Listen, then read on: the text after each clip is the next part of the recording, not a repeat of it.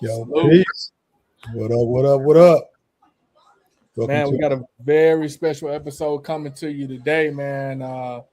We got the brother himself in the building, Dr. Baba Amin Black from the Power. Uhuru Let's Academy, get it. man, in the building with us today, man. Before we kick it off this episode, man, this is going to be fire content. We're going to roll the mission statement, and then, Brother True, I'll turn it over to you.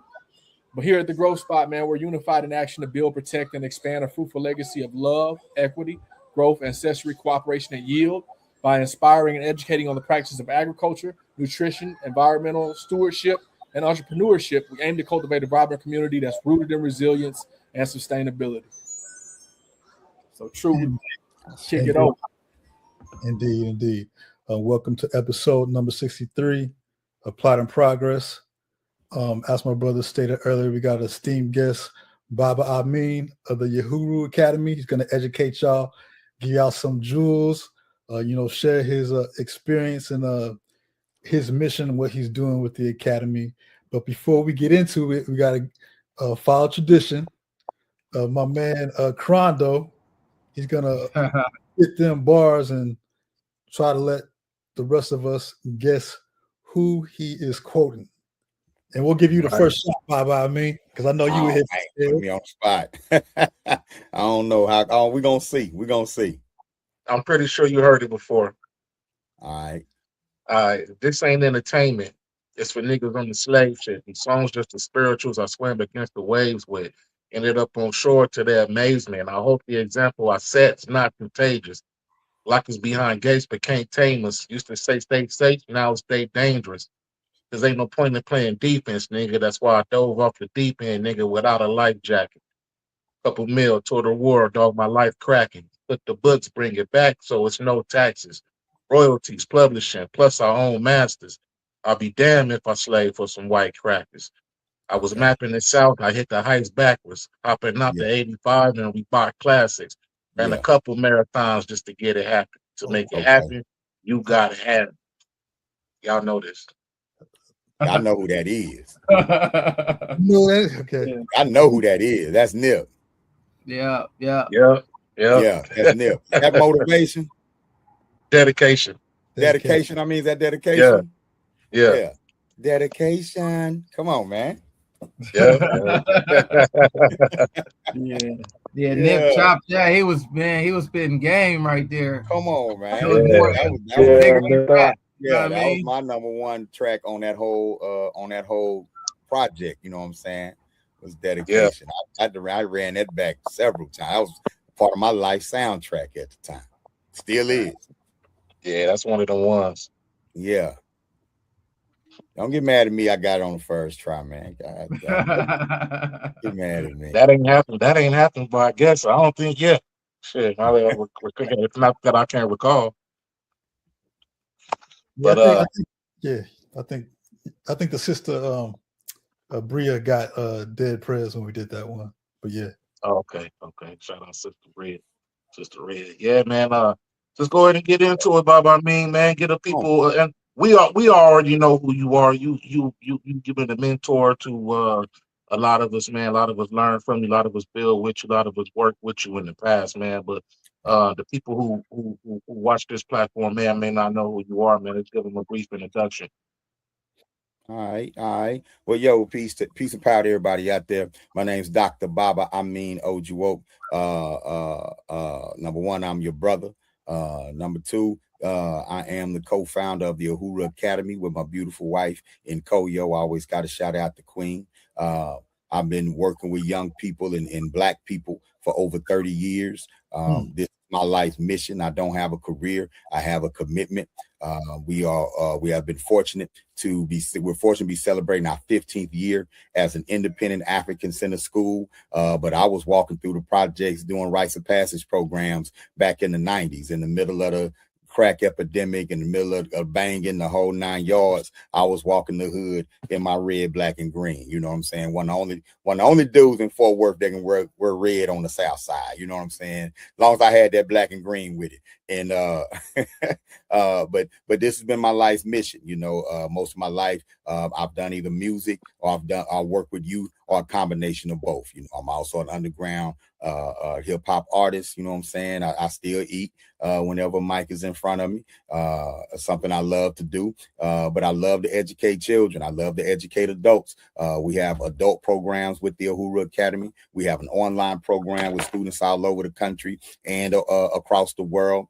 We've been fortunate to partner with other independent programs to help put programs on the ground throughout the country. And so it's just been a blessing, man. It's been a blessing built by Black people for Black people. And that's how we're gonna ride this life till the wheels fall off. You know what I'm saying? And so it's an honor to be here. I'm so proud of what you brothers are doing out there in AZ with the L.E.G.A.C.Y, with the Our Black Fathers Committee, Archwood Exchange, the whole family out there, man. Words can't express how proud I am of that. But I'm a freedom fighter.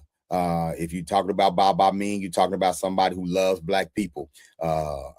And that's what I ride with, and a lot of people be like, man, how do you put up with it? You know what I'm saying? It's like, shit, I don't know sometimes,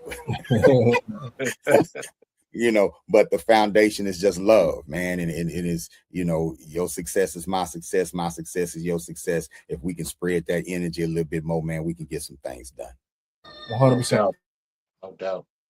What was the what would you say was the main inspiration to start the Uhuru Academy? I got tired of putting band-aids on bullet wounds. You know what I'm saying? I've been working with youth programs for years in Fort Worth, from gang intervention to job development, boys and girls clubs. Even I always had a small independent program or rites of passage program going on in the community. You know what I'm saying? But what I often found was that working for programs, working with young people, you wasn't really dealing with the whole child, right? And it's kind of like those programs is all about filling out the sign-in sheet, but ain't really about outcomes, and I just got tired of halfway doing things, right? And then just looking at what was going on in the school system, how many young people that we were losing, and when I would do my Black History camps, the young babies would come in and call it school. We having school today? I love this school. And that's kind of what gave me the motivation to just say, you know what?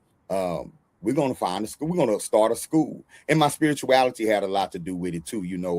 I cut my teeth with the Nation of Islam early on in my adulthood. And I always kept the attitude that if you God, you can create anything. You know what I'm saying? If you put your mind to it, your discipline to it. And so that attitude combined with looking at the children and saying, man, they deserve to go somewhere every day to learn who they are.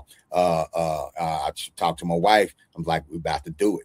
I stepped away from my job and started the Uhuru Academy with no funding, just an idea. I had accumulated all kind of curriculum over the years because I've been working with young people, and so we got to work, man. We got to work.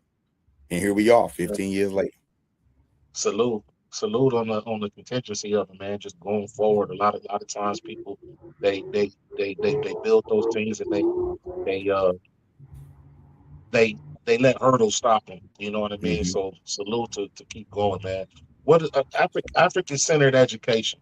Right. I know what it means, but to the regular person who may not know what it means or think it's Right. just this or in a box or it's you just talking, build on that, man. Like, Well, man, and it may mean something different to other African-centered educators, right? But I can right, only speak from my experience because I was exposed to my story really as a tool to first uplift myself and realize who I was, right? But then to use it as a tool to motivate others. So it was all about action for me. It wasn't about which philosophy is correct and who got the most knowledge and all that. I didn't know Dr. Khalid or Mama Marimba or Doc Ben or the people that I studied back then. I was a cat in the hood in Fort Worth walking around with the books trying to apply what I learned. You know what I'm saying? And so my understanding of African-centered education as an applied science, right,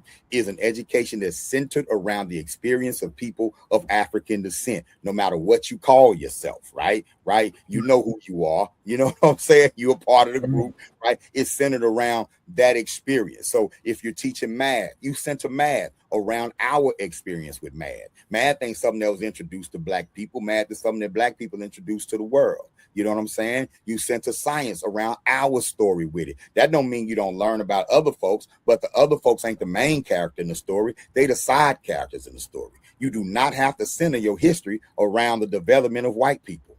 Okay, let's just be real. Okay, and so with African-centered education, it's about centering the education experience around the whole African child or the whole child, right? And it's also about understanding that you're not pouring something into the babies, you're pulling out the greatness that's already in them, that's already coded in our DNA. So the foundation of being African-centered, number one, is redefining who Black people are, right? And understanding that we're carrying on a legacy. We're not civilizing the savages, right? We're you know what I'm saying? We're pulling it, we're pulling out the civilization that's already there. So that's the basis of African-centered education. In an African-centered school, when your child walk in, that's not that little hood nigga. That's not that little trouble girl with an attitude. Nah, man, those are divine beings, man. Those are divine beings in our classroom. Those are ancestors that return to the earth.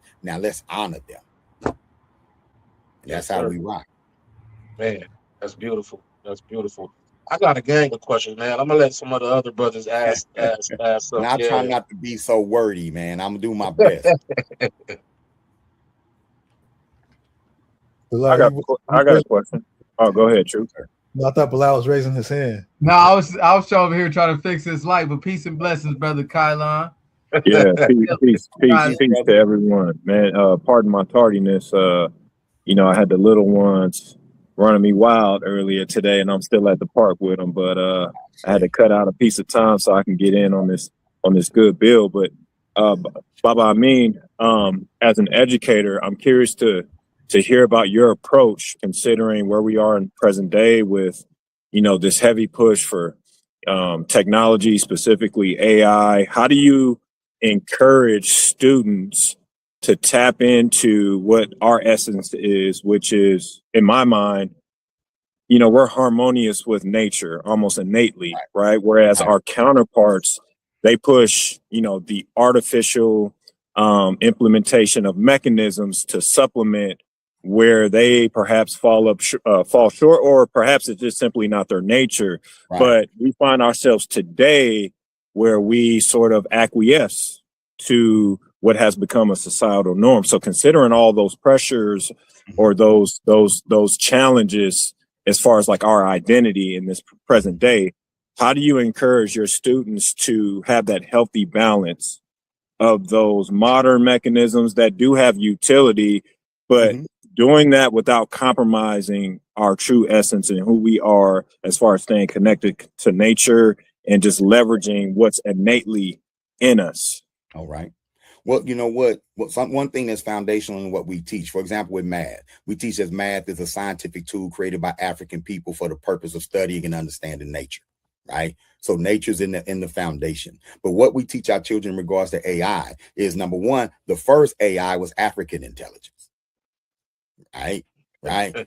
So AI isn't just artificial intelligence. The first AI was African intelligence, right? And artificial intelligence is trying to mimic humanity, but it's not humanity, right? One of the things we make sure we teach our children too with that utility, what's the cost to the universe, right? What's the cost to the earth? What's the cost to the environment? We just did it's crazy you asked that, because we just did a whole research project with our junior high and high school about data centers, where they're being put, the environmental costs, and then we talk to them scientifically about how can we create technology that advances us without destroying us at the same time, that advances us without destroying the earth. So their charge is to master the technology, but master the technology in the way to where you honor nature at the same time, and say that, hey, this might get us there faster today, but it's gonna kill us faster tomorrow. So will you poison the air in exchange for being able to drive 80 miles per hour? Right? What are we gonna do with nuclear rods? Right? Because you can't get rid of them. So what are we going to do with nuclear waste 100 years from now? Right. So same thing with AI. What are the long-term ramifications? So perhaps we should limit our use and learn the difference between utility and greed, because you don't need data centers everywhere, right? But because of capitalism and corporate greed, who's going to end up paying for that? Where are they building the data centers? Like, for example, Elon Musk just built a huge one in Memphis. We just got through talking about that in class, right? Well, people in Memphis are already complaining about higher rates of cancer. They're already complaining about noise pollution, right? So bringing those things to the forefront help bring balance. When you say we saved it to the cloud, it's not really in a cloud. It's at a data center. And so going below the surface with our children can handle the explanation. Just letting them know that there's cause and effect to everything. Yep. And so that's how we do it. If that makes sense. That's how we help maintain that. Yeah, that makes a lot of sense. And perhaps a part two to that, the conundrum that you sort of described with this big push by all these entities to want more, faster, broader. You know what I mean? We're certainly past the point of, I mean, we got enough, right? The interesting thing is, I don't know of any sort of example in modern times where people have intentionally dialed back the implementation of like technology, right? It's almost like greed is the perfect word, because that's exactly what it is. So I think us sort of going back to the basics in a sense, and leveraging things that are honoring the nature, as you mentioned, can offset some of this perhaps. I just think that the conveniences that especially our youth, Generation Z and Generation Alpha, that's all they know for the most part. And if they are privileged enough to be amongst others, whether it be family or community members or friends that actually immerse them in nature and get them out of that and unplug them. I mean, it's out of sight, out of mind, literally. So I think about that quite a bit, and I just wonder what could serve as a catalyst to get people to truly understand. And when I say people, primarily I mean the youth, because they would be the ones to really steer this to the trajectory that we would need to, continue on to really make this shift. I mean, right. The great thing is that I feel like our generation is still in touch with the analog world, but we have a healthy dose of exposure and know-how with all this modern technology. So we're kind of like in between. And I really feel like the burden is on us to be that bridge, right? To the conduit to ensure that knowledge of the past and the ingenuity of today and the future is being considered, right? So that we have proper context in those next steps. So, I mean, I think what we do is akin to an effort where we're trying to get the youth to understand like the significance of being in what I call the real world. When you detach, when you put the devices down and we get out there and we just, we really, we take manhood to another level, I believe, because we strip everything down and it's just us and it's just our minds and it's just us bonding in nature. And over a weekend, a lot can come from that. But, the average person doesn't even allow themselves to touch the soil. You know what I'm saying? On a daily basis. They go from pavement to their car, to their workplace and back, all without even touching nature. So I'm just wondering, like, what do we need? What can we do to really increase the urgency that I feel like is required to really get people to prioritize pulling back on some of this? Well, you have to keep educating. Like, you have to keep going. You can only do so much from your space, but understand you're not the only person that does that. You haven't met all your comrades yet. That's fact. You don't realize that you have comrades in South Carolina, North Carolina, right. Georgia. Right, that's beautiful. You know what I'm saying? One thing I found through the RBG movement and moving across the country. And I've been in hoods and neighborhoods all over the country, urban and rural. I always find people who are doing what I'm doing or attempting to do what I do, right? So it's happening. And you have to walk and understand that the shift is happening. Now we're at a crossroads as a community, right? And sometimes it's going to seem like ain't nothing going on or the people just ain't getting it. But remember, you don't see all the people. You just see the people that you get to see, right? Right. And so as a teacher, as an educator, you just be like a farmer, right? The farmer does not sit and cry over which seeds are not sprouting because you can't control if a seed sprouts. The only thing you can control is how you take care of the soil, water the seed, create the environment. You focus on creating the environments. The seeds will take care of themselves. The greatest thing that you all have done out there is that you've created a safe space where you can take young people out of their immediate environment and put them in a safe space in water. All you doing is water. You don't control which one of them boys is listening. The one that's doing like this might not be listening, and the one doing this, you might be changing his life. It ain't. It's not you determining that. You know what I'm saying? That's not your job. Fall in love with the process and stop counting the heads of who's listening. That's not your job. No, that's your good. Job is to continue to educate. Let the sprouting, that process, take care of itself. I love that. Bars. I love that. I love that. Jay-Z got a line. I forgot what he said something like, less is more. It's plenty of us. You know what I'm saying? Yeah. So even though we don't see a lot of us perhaps on a daily basis, there's enough. Right. There's enough. Yeah. And so it's happening. Now, does that, I'm not downplaying what we're up against. Not at all. Right? We're up against the clock. Okay. And this ain't no movie that's gonna automatically be a happy ending. This is a mathematical equation that if we don't put in the right variables, we in trouble. Right. But thank God that you're a part of the solution. Man. Okay. And if I judge by history, they ain't took us off of here yet. Hey, that's facts. Exactly. They ain't gonna be able to take us off of here. Right. Precisely. And then as far as the youth getting it, they get more than you think they get. Right. Yeah. You can trust in Black people to figure it out. We just don't want us to figure it out too late, you know, because when it ain't enough water, everybody gonna be woke. Right.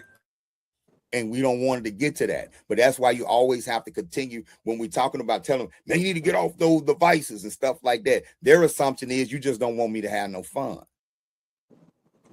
But when you get them in safe space, start talking about, hey, man, look, here's the ramifications of it. Yep. Hey, you know, there's a substance in your phone called coltan, right? And they get most of that from the Congo, and people are literally dying so we can have smartphones. I'm not saying that for you not to use a smartphone. I'm just saying the way that when you're making your decisions on one. 100%. Yeah.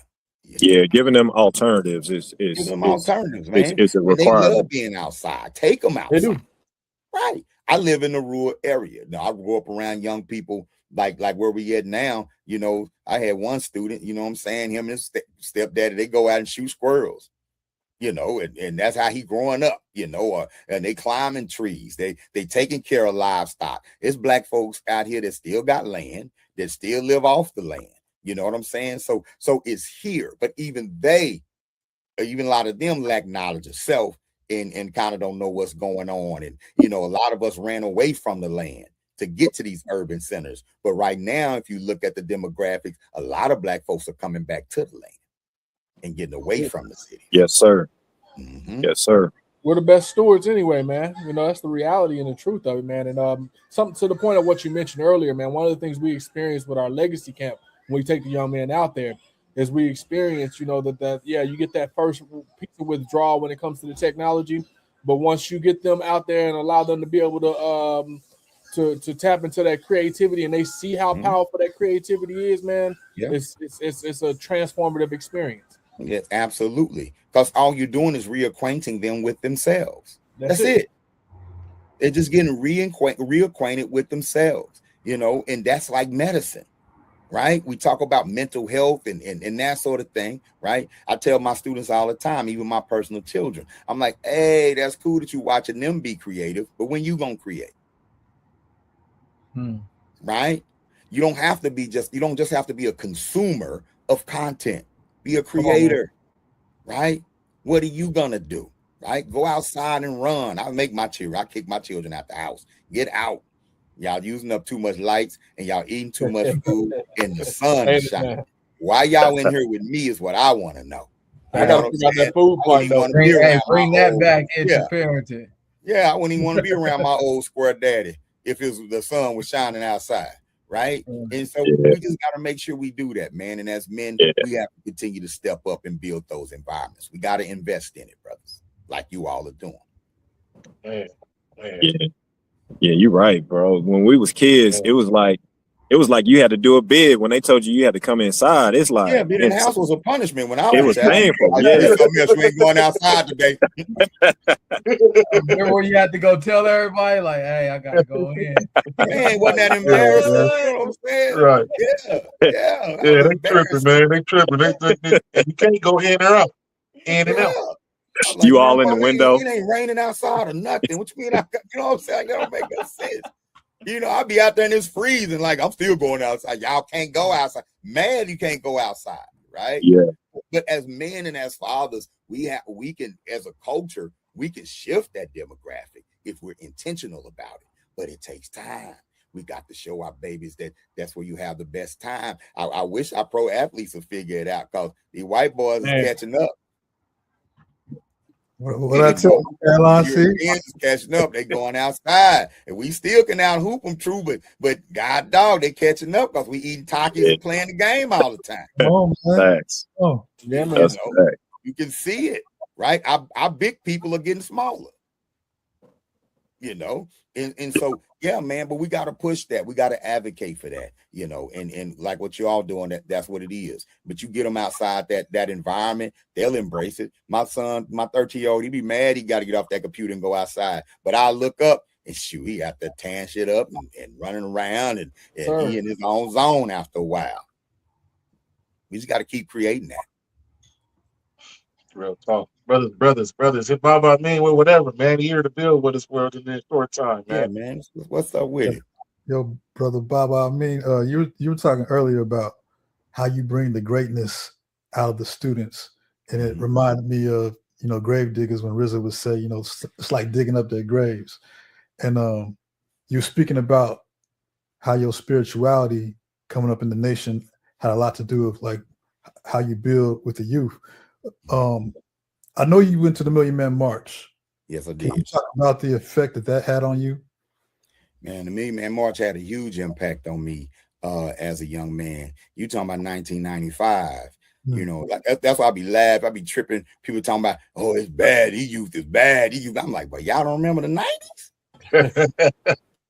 I can't trip too hard on this generation of young people because I remember my generation. And the reason why I remember it is because I was in the middle of a lot of hard-headed dudes. Come on, man. Like, man, what y'all doing, right? I've always been in the peace treaty camp. You know what I'm saying? But going to the Million Man March, man, meant a lot. At the time, we were doing the Rites of Passage program in the Butler Housing, so-called Butler Housing projects in Fort Worth. You know what I'm saying?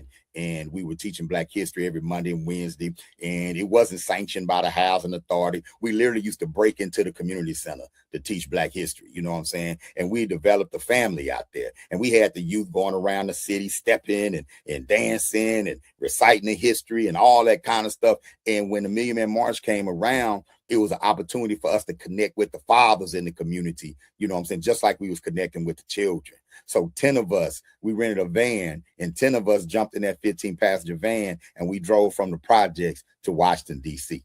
You know what I'm saying? And so that experience within itself was monumental, because the conversations we had on that bus, man, just talking to fathers whose children I've been working with, but whose fathers, some of them I hadn't even met yet, right? And so we connected all the way there. And then to get there, you know, and just walk around, I'm just going to, you know, that's how we did, to walk around the Capitol smoking blunts and just doing what we do, like peeing in the yard. You know what I'm saying? Like, it was like a very liberating pee in the yard kind of experience for a young Black rebel like myself at the time, you know what I'm saying? But then connecting and meeting brothers from all over the country, right? And all over the world that you didn't know exist. There wasn't no social media back then. You know what I'm saying? And so to be there, to connect with everybody. And I remember the day of the march, there was a whole bunch of speakers. I ain't listened to none of them.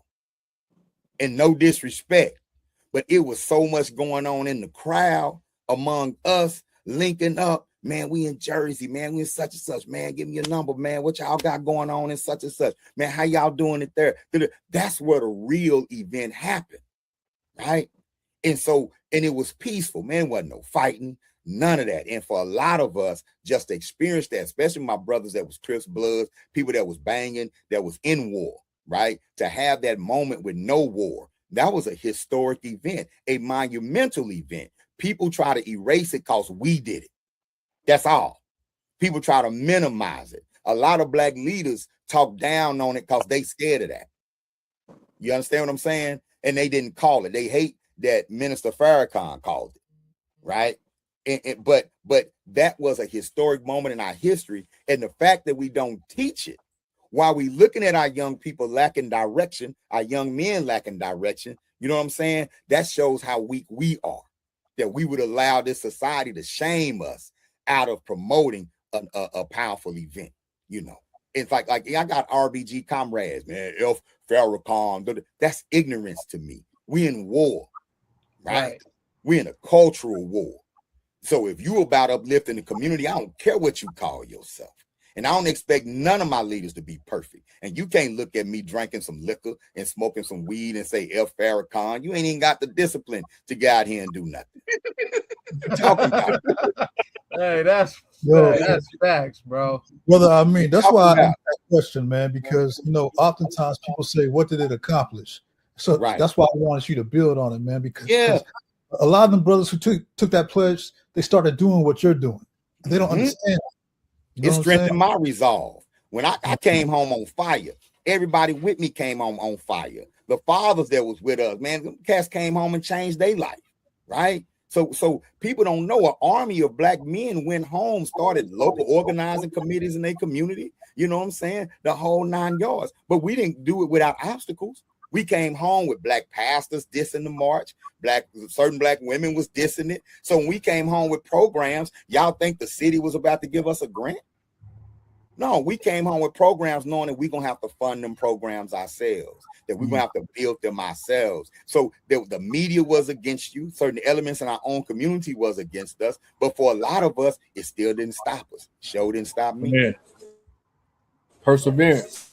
Yeah, you have to persevere through it, through the disrespect. The long live the spirit of the Million Man March. Period. All day. Yeah, facts. I'm happy I was able to attend that second one. Man, couldn't get to the first one. Wish I could have, but everything happens the way it's supposed to. Got to the second one, and I was just thinking it's gonna be up to the next leaders to make sure that something like that is that our children and our children's children have the opportunity to experience something like that as well. I want to take it back just a little bit though with my question in regards to, I know you mentioned like how you came up, the particular time you came up in, but you always mention how you got started in this service early. So I want to ask you, like, what clicked in you mentally, or what did you know that kept you aligned with your purpose, even though you were in one of the most challenging times of our history? So many brothers didn't make it out of that time, but you say you got to your purpose early in life, but what kept you on track? The creator, man, God be playing with me. You know, it's just this early on, just certain things would happen. I was exposed to knowledge of self in college. I went to college on a full academic scholarship. I was on my way to be an electrical engineer, and I ain't gonna lie, I was gonna give me a very light skinned to white wife and have me some children with some good hair. That was my plan. I wasn't thinking about nothing else. Okay. But I messed around and took Intro to Black Studies from a brother by the name of Dr. A.J. Stovall. And I didn't realize, I've always been kind of a strong-willed person. That's why I always made good grades in school. You know, I would walk to school when my other cats, my partners was hustling and doing their thing. I wasn't hustling and all that. I was walking to school, going thinking, but I wasn't a square. I'll fight you. We can go to the square. We play football. We do all that kind of stuff, right? But so I've always been somebody that people around me kind of respected. My brothers raised me to stand on my square at all times. You know what I'm saying? So I always felt like if I went with the crowd, you was punking me. So I ain't like to get punked. So you couldn't roll up on me and say, Leo, let's go do this. You know what I'm saying? Like, man, if I do that because you said that mean like I'm your slave or something. Nah, nigga, I ain't going. Where the females at? So that was always kind of like my attitude coming up. When I got exposed to African-centered thought through that course, it just shifted my thinking. When I read the autobiography of Malcolm X, because it was required in that course, I didn't even know who Malcolm X was till I had to read the book. I think the movie had just came out, right? But when I read that book, I'm like, what? And I would call my mama. It was like this when you was growing up? Because I was in a family that grew up in Texas, but they didn't talk about racism, not to us. So I didn't understand that, you know. And at the same time, I had partners that was dying in the streets. I had all of a sudden my neighborhood was all Bloods. I'm like, hold on, we stopped 6. We Bloods now? What's going on? They even had to add red to our school colors. So cats would play football. Like it got that drastic. So it just compelled me. I gave a speech the end of my freshman year in college called Why Didn't I Learn This Sooner? Right? Because I was in school taking 3 math classes at the same time, linear algebra, calculus, statistics as a freshman. So I was like a prodigy. But when I opened my eyes to what was going on in my community, I said, man, whatever gift God gave me, I'm going to go give it to my community. That's what I wanted to do, right? And I gave this speech. Why didn't I learn this sooner? My first speech. And boy, the faculty was mad as hell at me for giving that speech. But I didn't even go back to the school. I came back home and I got to work. I started working with the rites of passage in the community. I started working with the gang truce process in my city. And I just trusted God. And every time I wanted to quit, something would happen to keep me afloat. I ain't had no job. I ain't had no money, you know, but something would always come in to make it possible for me. I remember my Jagna Ricky Clark gave me my first car, right? I remember I was trying, my mama used to push me, boy, you need to go get a job, you need to go back to school, need to do this and this. I'm like, okay, mama, you know, but I believe in this. And I remember we had stopped talking about it for a while. And I came home one day, man, after being in the projects teaching, and I come home and my mama done took down the white Last Supper and put up a black Last Supper, right? And when I saw mama do that, I said, oh, I can't quit. This is making an impact. Now, she was too proud. She wasn't gonna say, you know, yeah, you hit me to something. That wasn't gonna go down like that. But when she did that Black Last Supper, to me, that was my mama giving me her blessing to keep doing what I was doing. Right. So it would just be moments like that, man. And so early in life, that's just what it was. This is what we gonna do for the rest of our lives. And I got into hip hop and found out I can put a couple of bars together. And I'm like, what, man? I'm a freedom fighter and a hip hop artist. This is what I know how to do. And teaching is my lane. I tried to join the new Black Panther Party. I didn't really fit in. I tried to do, even with the Nation of Islam, I don't like bow ties. You know what I'm saying? But just being in it, I found who I was. I found my niche, and I'm happy with it, bro. Every day I get up, I pinch myself. Every day. I got a question, man. How do you feel about the divisiveness of different sanctions of Black empowerment groups, or you know, the FBA, the Pan Africans, the NOIs, the divisiveness of it? How do you feel about that? I love the diversity of it. I just want everybody to get to work. That's my only issue. Like if I want to see the FBA and the Pan Africans argue like this. We opened 8 schools this year. How many did y'all open? Facts. Y'all ain't gotta like each other. I just want people to show each other up in a way that the people benefit. Right. You see what I'm saying? We're not supposed to all agree. We're not supposed to all be in the same group and believe the same thing. We ain't never been that. We the most diverse group of people on the planet, Black people. And black people in America are super diverse because we a mixture. We a big old African indigenous gumbo. Right? So we ain't supposed to all join the same thing. But whatever you join, if it's not bearing fruit, that's the biggest indictment against you.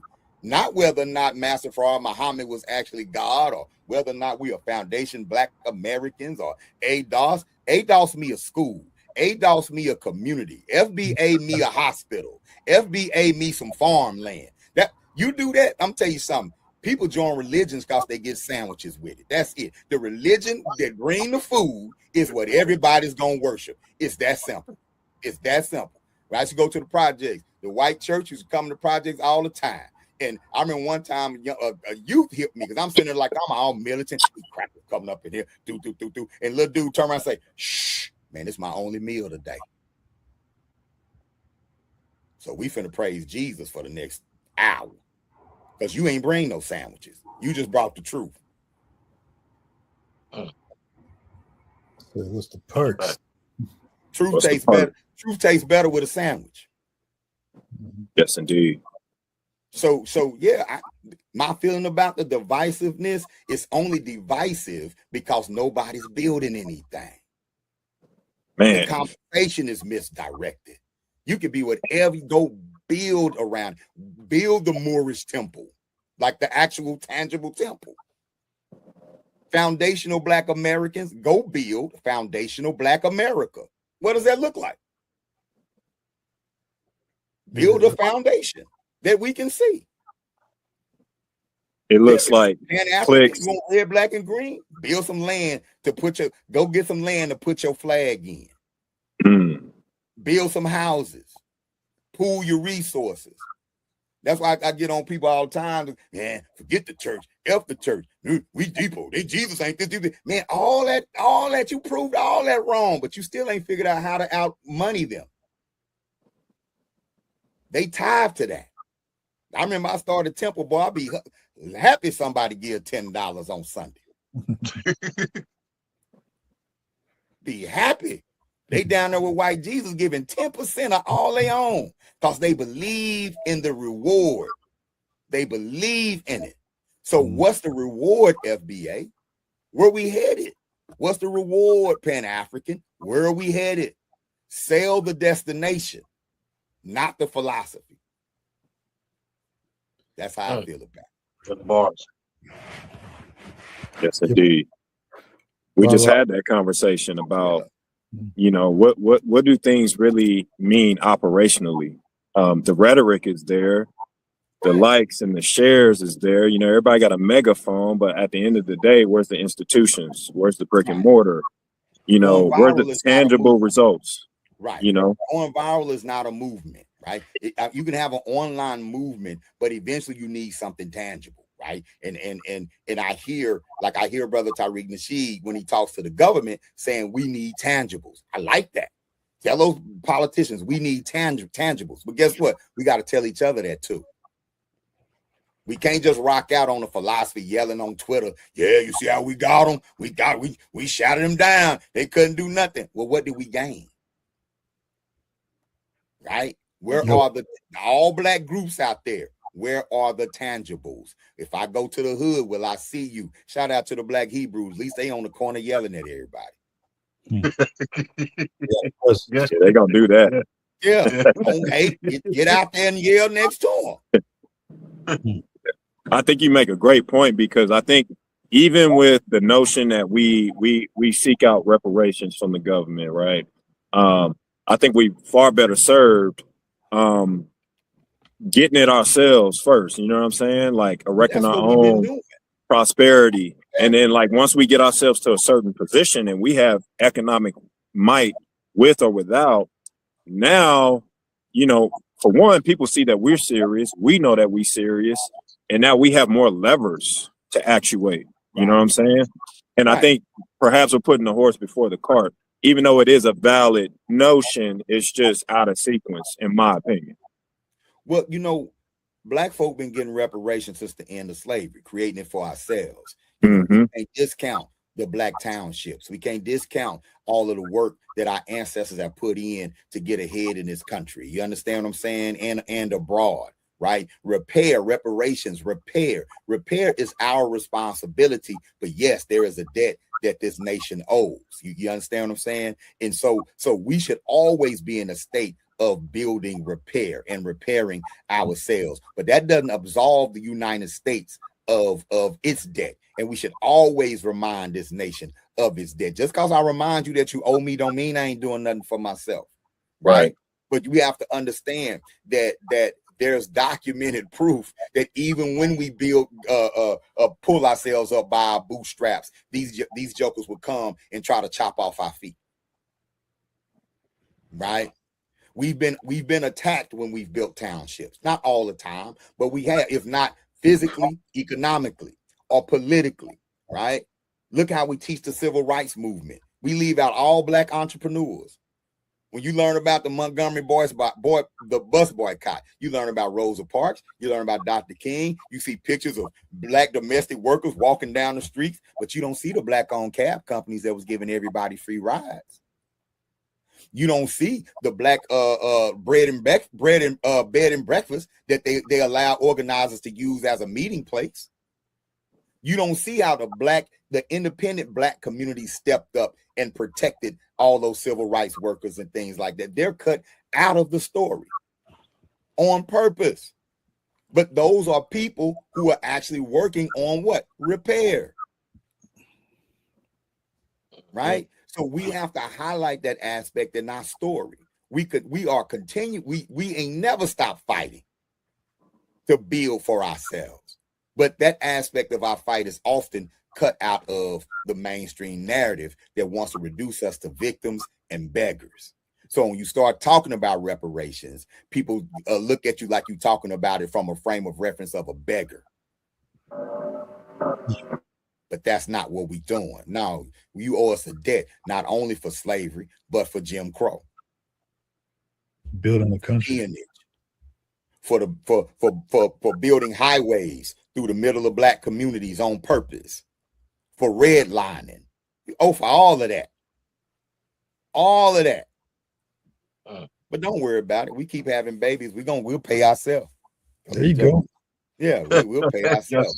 We ain't going nowhere, y'all. Don't worry about it. One day we're gonna look up, Trump getting reparations right now. He said y'all did him wrong in 2020. He done accumulated billions of dollars since he got in. He getting his reparations right now. Day one, he was whipping that pen. Only asked for 10 more. Yeah, he going crazy. Yeah. So man, I'm hitting the Department of Justice. Yeah, we don't want to keep you too long, Bobby. We don't want to keep you too long. We on the East Coast is laid out there. Where can the people donate? Number one, where can they? Also, I want to let them know that the school that you have is not only in South Carolina; it's online. I want to let the people know that you have a high school program as well as the K through 12. I can bear witness that you got teachers that are getting doctorates. Yes, we do. I can bear witness that I just love talking to you, man. I just feel like you're like a big brother to me, man, and I get game from you every time I build with you, man. But man, and I appreciate you looking out for me when we was on the dub last time I was out there, man. Let me get my street cred. Let me get my Phoenix street cred right quick. Not too many people walk through the dub in an African suit. You know what I'm saying? And I did that, I'm just saying. But people can definitely check us out at uhuruacademy.org or uhuruacademy.com. You can donate via Cash App, $ Uhuru Academy. We are licensed 501c3, so anything you give to us, you can definitely write off. There are also donation links on the website for those who don't like to do Cash App. You can any way there is to give. Oh, we got it. Just go to the website. All right. So we can definitely do that. Our online program, K through 12, is the greatest live online education experience for Black children in the world. You know what I'm saying? It's not just me saying that. But you can definitely check that program out. That's always enrolling. Our Operation Reconnect program, young people between the ages of 16 and 22 that stopped out of school, right? join Operation Reconnect, because not only will we give you a pathway to earn your high school diploma through us, but the most important piece is that we coach you to your life plan. You come out knowing what it is that you want to do, and you're able to execute it. And the great news for Arizona is that we're actually licensed vendors. We're vendors for the school choice, for the education scholarship in Arizona. So if you're in AZ, you can enroll in the Uhuru Academy and use your tax dollars to pay your tuition. Yes, sir. Beautiful. Yes, sir. Man, you coming out here in May? This just a preview. You know what I'm saying? I can't wait till you come out here for the RBG Explosion weekend. Oh man. yeah. We touching up the explosion this year. You know what I'm saying? Yeah, We doing it, man. brother, We doing you strapped for time, or can you take a few more questions? I can take some questions, man. I'm good. You know, I got a team, man. I don't got to, you know, this year I've been executing my boss moves. I don't have to be in class first thing in the morning. We're talking about institutions, so let's get into the Uhuru Academy a little bit, man. You was talking about how you coach the students to their life plan. Mm-hmm. I have the opportunity to hear the process of the graduation process and the type of questions you were asking the students, man. Can you get into that a little bit and let the Sure. the audience know what they're getting? Absolutely. I think that one of the not just me, but if you in studies show, right, the way that the public school system graduates our children, especially those who are just hyper focused on state standardized tests, our children do not graduate prepared for the next stage in life, right? And understanding that when in formulating the Uhuru Academy, our process, I had that in mind. Number one, we want to educate the whole child. So when you're in a class in the Uhuru Academy, you get 3 grades, right? 4 grades, right? 3 grades an overall grade. You get a performance grade. That's how well you did on the assignment, but that's just 1/3 of your grade. Then you get your work ethic grade. What was your attitude towards the assignment? Because I don't hire people because they made A's. I hire people because they got a good attitude, right? So what was your work ethic? And then your participation. Are you answering questions in class? Are you engaging in dialogue? So you can make an A on your assignment, but if you got a C on participation and a C on work ethics, that's 2 C's and an A. That average out to a B-. You don't get an A or a C+, depending on if I like you, because life is also about relationships. Right. So now to graduate for our seniors in order to graduate, they have to come up with a life plan. Right. And they have to present that life plan to their parents, to the staff, and any other stakeholders in the community in order to graduate. So yeah, you got your credits, but I won't graduate you with credits. I only graduate you if you pass your life presentation. And in your life presentation, you have to talk to me about what are your plans spiritually and mentally. Like, how you going to keep yourself grounded? How you going to keep yourself together? What are your plans as far as education, right? What education do you need in order to get where you want to go? But how you going to get it, though? How you going to get from where you at to where, what school, how you going to pay for it, the whole 9 yards, if college is necessary. Then I need to know your professional goals. What do you want to be? And how do you get there? How are you going to become that, right? And then, and Bilal like this one, what's your physical goal? Your physical fitness. Okay. I know his brother ride bikes up mountains. So I knew you like that part, right? So your physical goal, right? How are you going to take care of yourself? And you have to give us a comprehensive plan in each category, then present it with conviction. Then not read off them slides. And be prepared to accept questions. So now the community is coming together and saying, we back you. Or they're saying, you need to go back and look at it again. But we're going to help you and coach you through the process. But now when you graduate, you're graduating with your circle behind you. Right. Now you got your uncle and they're like, man, I didn't know you wanted to study culinary arts. I got a partner that's in culinary school. I can hook you up with this. Because you're going to say things in your plan that you don't talk about on your everyday with your family. And when they find out you actually know a little something, they're going to be hype about it, you know. And then when the students feel like they got people behind them, they're going to go execute that plan with extra confidence. Right? I think Bilal's nephew graduated and went right to GCU, didn't he? Yes, sir. Right? It's that added confidence, that added push. So that's why we graduate our children that way.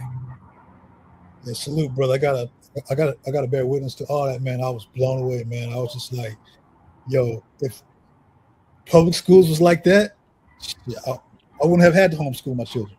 You know what I mean?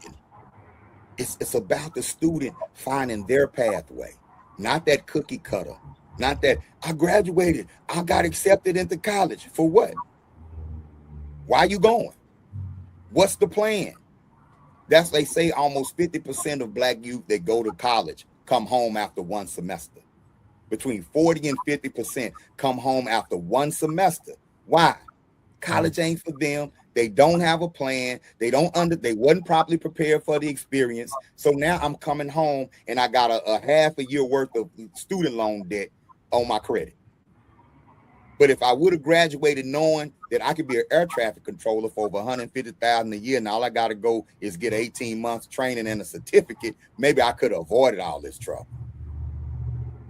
If I'd understood that if I'm gonna do my basics, why not get my financial aid, my Pell Grant, go to the nearest junior college for 2 years and then transfer to a 4-year university if necessary. But I'm just told you the first baby, you the first one to go to college. That ain't gonna help you pass the test. That's cute. You broke a cycle. But if you don't have a plan, you're gonna be right back in the cycle. And so that's why we approach it that way. We have to have conversations with our children like, yo, these are the routes that you can take. And that's the gem in our process, is that we expose them to careers that they don't even know exist. We put that menu out there. But going to average class, y'all talk to young people and y'all ask this, what y'all want to be when you grow up? What's the top 3? Something that had to do with sports, entertainment, and technology. At least that's up there. It is. A lot of time is that's so broad, you know. Yeah, probably the streamer now. Yeah, content creator. I get YouTuber, like content creator, streamer. I get game design, but a lot of times game design mean I want to do that because they get to play games. Yes, sir. Right, but I don't want to do that because I want to learn how to code.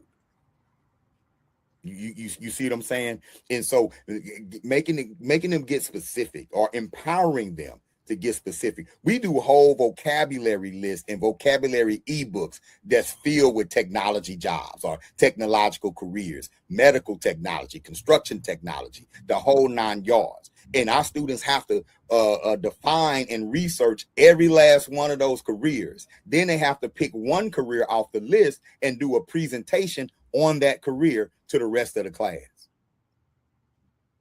What does that do? It broadens their horizons, but at the same time, it's teaching them how to research and ask questions. And that's key. School education is not about having answers. It's about having questions. Tell my students all the time, don't come to me. You don't have to come to me feeling like you need to know the answer. No, come to me with a question. And you'll be surprised how hard it is for young people to really, when you empower them, to ask questions. When you give them freedom, it's kind of like that enslaved African when they open the gate and they scared to go out because they don't know what's on the other side. Our children need to learn how to call somebody. Hello, this is Tarrant County College. Yes, I just want to figure out, how do I enroll in Tarrant County College? They need to have that type of bravery. But what we're turning out are young people who go and they stand in line at the admissions office and they looking and trying to listen and ear hustle so they don't have to ask no questions. Or they asking their peers, so what is it like up there? Man, that's cool. Executive that changed their whole plan. Foundation. You know, they done changed their whole plan around because they listed their homeboy and their homegirl because they haven't been empowered to ask adults and the people who know what they're doing, you know what I'm saying, for the answers.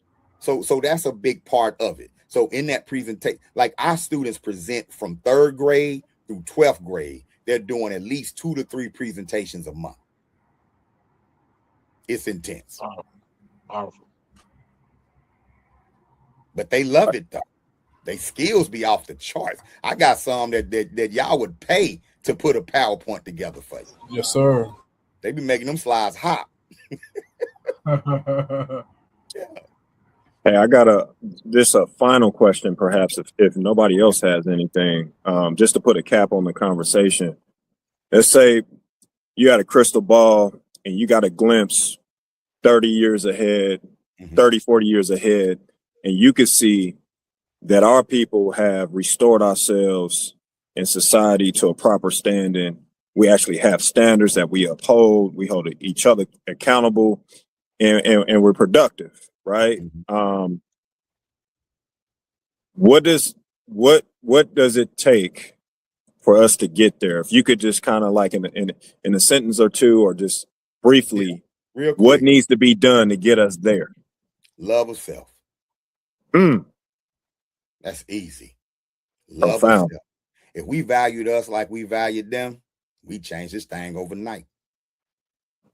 If we trusted us like we trusted them, we change this thing overnight. If we say sink or swim with us, sink or swim. This is what we doing. We'll change. Anything we throw our spirit and faith towards will succeed as a collective. Ask Tommy Hill. Shit. Ask Polo. Ask Nike. What happened when black people love you? Come on. Ask the Arab in the hood what happened when black people trust you. Ask the her lady. Ask the Korean her lady what happens when black people trust you. So we apply that to us. That's it. We are very united people. We're not as divided as people. We're very united. We're united about Jordans. We mean that. Facts. We united. When we all on something, when we own something, we own something as a collective. We just got to transfer that energy. That's it, man. Restore or reclaim the love, brother. That's powerful. That's it. Love of self. Yeah. Wish I could make a shoe and black people love me like they love Nike now. Man, we don't even raise our children to open stores. But the corner store, average corner store, make between $350,000 to $500,000 a year in the hood. And the Arabs and had that on lock for about 40 years. You know how much money that is? They've generated trillions of dollars. Asian people from the Middle East through on to the Far East. They've generated trillions of dollars since the 1980s out of the black community alone. And we there faithfully. Like clockwork. That's crazy. We just need some of that faith for ourselves. That's all. That's it. That's it. Love us.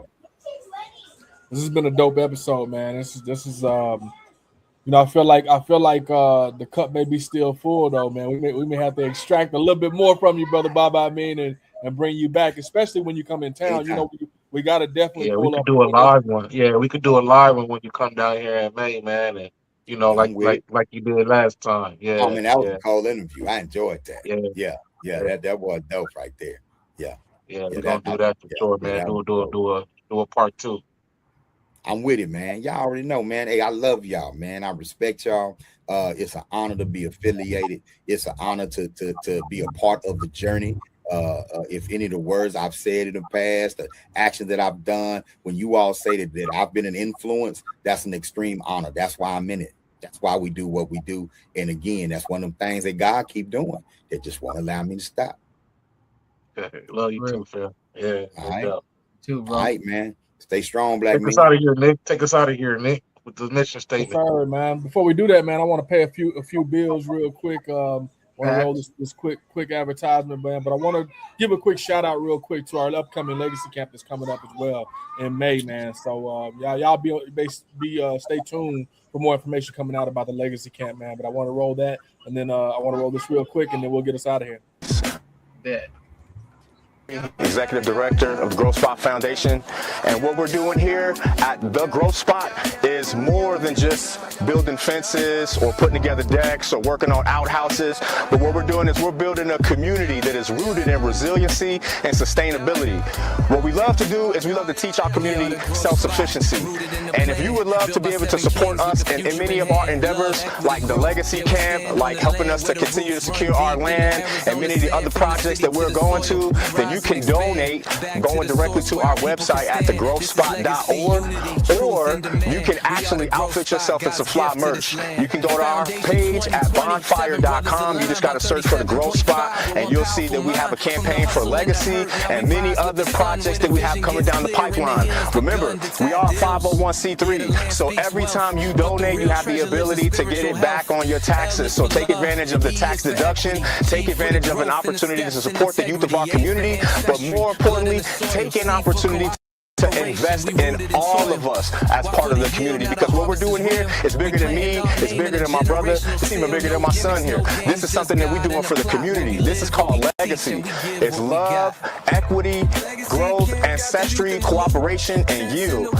Again, thegrowthspot.org is how you can support us. If you want to be able to be dripped out in some fly merch, then you can go to bonfire.com, just search for the Growth Spot, and you can go ahead and you can cop some merch, and all of the proceeds go to all of the different projects that we have going on. Peace. Yes, sir. All right, man. Peace and blessings, big bro. Thank you. I'll get up with you. Yes, sir.